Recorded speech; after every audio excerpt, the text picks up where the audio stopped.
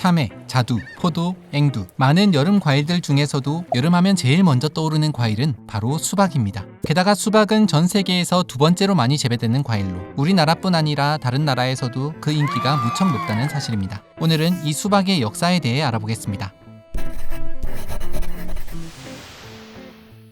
톰 소여의 모음을 쓴 미국 문학의 아버지 마크 트웨이는 수박을 천사의 과일로 극찬하기도 했는데, 사실 알고 보면 수박은 먹기도 힘들 정도로 맛없는 과일이었다고 합니다. 게다가 색깔도 지금처럼 빨간색이 아닌 하얀색에 가까운 볼품없는 모습이었는데, 점차 종자 개량을 통해 지금처럼 빨갛고 달달한 맛있는 수박이 될 수 있었습니다.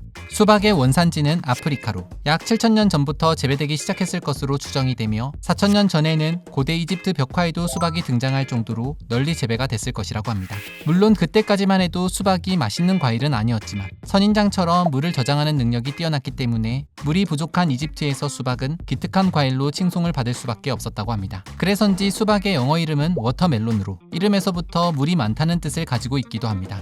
이후 수박은 아프리카 전역을 거쳐 9세기 무렵엔 인도로, 12세기엔 중국으로, 13세기엔 유럽을 거쳐 멀리 미국으로도 전파가 됩니다. 미국엔 아프리카 노예들이 들어오는 과정에서 수박이 같이 전파된 것으로 전해지는데, 그 당시만 해도 미국에서 수박은 노예들이나 먹는 과일이라며 천대하기도 했다고 합니다. 그렇다면 과연 우리나라에선 언제부터 수박을 먹어온 것일까? 13세기 말 고려시대 몽골족이 중국을 정복하고 세운 원나라를 통해 우리나라에 수박이 전해진 것으로 기록이 돼 있는데, 홍길동전의 저자 허균이 쓴 조문대작을 보면 수박은 고려 때 홍다구가 처음 개성에 심었다 라는 내용이 나온다고 합니다. 여기서 홍다구라는 사람은 몽고가 고려를 침입했을 때 고려를 배신하고 몽고의 앞잡이가 된 매국노로, 나중엔 원나라로 기화해 고려를 공격하는 데 앞장서고 삼별초의 난을 잔인하게 진압한 인물입니다. 이런 홍다구가 왜 개성에 수박을 심었는지 정확한 이유는 알려져 있지 않지만, 아마도 군인들의 수분 공급을 위해 전략물자로 심은 게 아닌가 추측해 볼 뿐이라고 합니다. 때문에 조선시대 말까지 수박은 나라를 배반한 역적이 들여온 과일이라고 해서 제사상에도 올리지 않았다고 합니다.